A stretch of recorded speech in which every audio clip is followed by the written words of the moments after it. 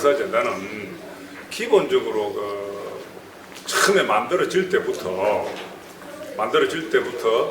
역사 연구하고 역사 바로잡자는 목적 자체가 아니었던 것 같아요.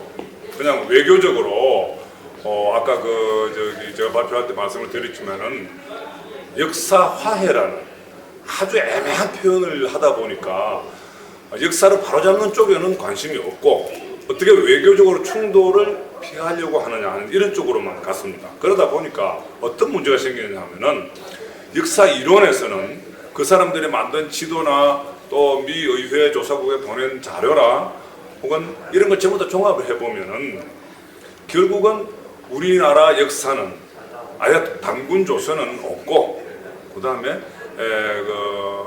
기자, 위만, 한사군이라고 하는 중국의 식민지, 그리고 남쪽은 임나 일본부로하고는 일본의 식민지로 시작되었다고 하는 4대 그리고 식민사관 그대로 그 지도에 표현이 되어 있습니다. 그리고 아까 보셨듯이 무려 한 300년 정도 다 됐는데도 남쪽에, 한반도 남쪽에 신라와 백제가 표시가 되어 있지 않습니다. 이거는 일본 사람들이 식민사관을 하면서 얘기했던 삼국사기 초기 기록 부정론을 그대로 반영한 겁니다. 그리고 사실 그것보다 더 중요한 거는 우리나라 교과서에 나와 있는 고조선의 영역이 있습니다. 근데 그 영역조차도 전부 부족하고 그보다 더 축소시켜 놨거든요. 그 다음에 또 동북아 역사재단의 그 법률에 보면 사업이 나와 있습니다. 그 사업에 많은 7가지인가 8가지인가 있는 중에서 6가지가 독도에 관한 겁니다. 그 다음에 독도는 현재 일본하고 우리나라에 굉장히 중요 현안으로 떠올라 있습니다. 그런데도 불구하고 신라의 전성기 때 지도에서 독도를 제외시켰다고, 뺐다고요. 그래 놓고 그것을 실수라고 얘기했습니다. 그거는 실수 일수가 없습니다. 현재 당연히 8년이나 걸렸고요. 그 다음에 현재 자기들 사업에 6가지 사업의 제목이 독도, 현대 현안으로 한일 현안 문제로 되어 있고, 그런데 그것을 실수로 뺐다. 이건 말이 되질 않았습니다. 그렇기 때문에 제가 어떻게 되든지 간에 그 사람들을 돕기 위한 막가파식 행동이 아닌가, 이렇게 표현을 했던 겁니다. 그렇게밖에 표현할 수가 없어요. 정상적인 사람이라면은 역사라는 거는 기본적으로 1차 사료라는 것이 있습니다. 그 사료를 연구를 하고 그 연구에서 문제가 있으면 그걸 가지고 토론을 하고 이렇게 해서 만들어져야 됩니다. 그런데 그런 토론의 과정이 하나도 없었고요. 공개 토론하자 그러면 나오지도 않고, 그러면서 지도도 만들어 놓고 공개도 하지 않고 바로 출판 들어가려고 하다가 마지막 국회에 들켰거든요.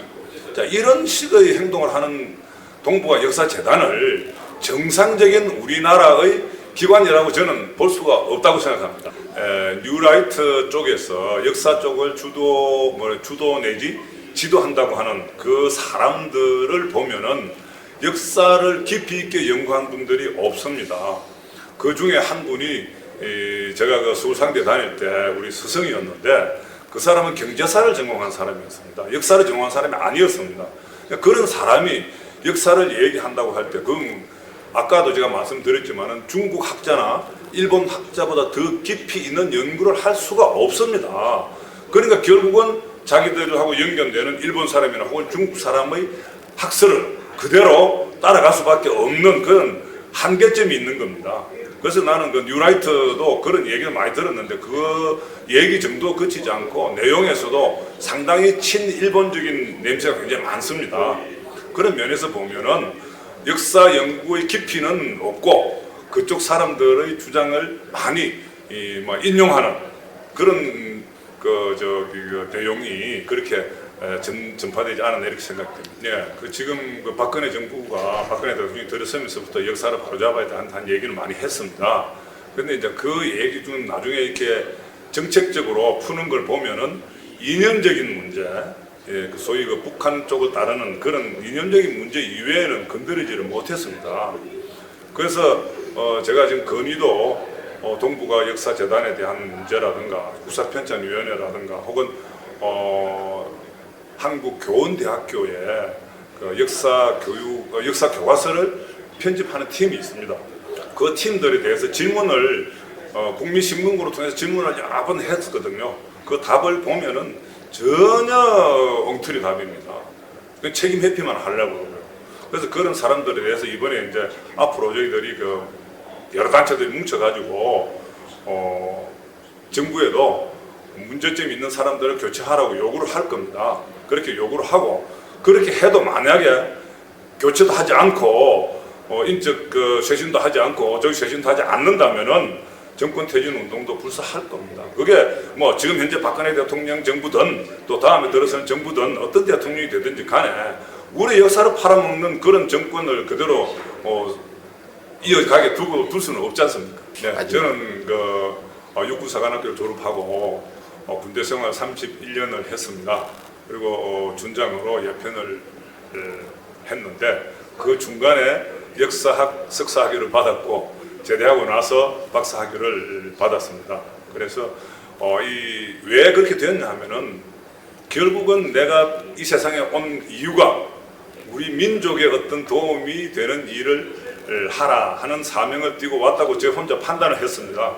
그래서 그런 일을 쭉 지금까지 해오고 있고요. 그래서 사단법인 한배달도 29년 전에 제가 주도를 해서 창립을 했습니다. 그래서 우리 역사도 바로잡고 우리 그 역사 속에 있는 우리 문화, 그리고 그 문화를 만들어내는 정신, 그래서 민족 역사와 민족 문화와 민족 정신을 바르게 찾자. 그래서 그 찾은 것을 널리 국민들한테 펼자 하는 운동을 하고 있는 게 우리 사단법인 한배달입니다.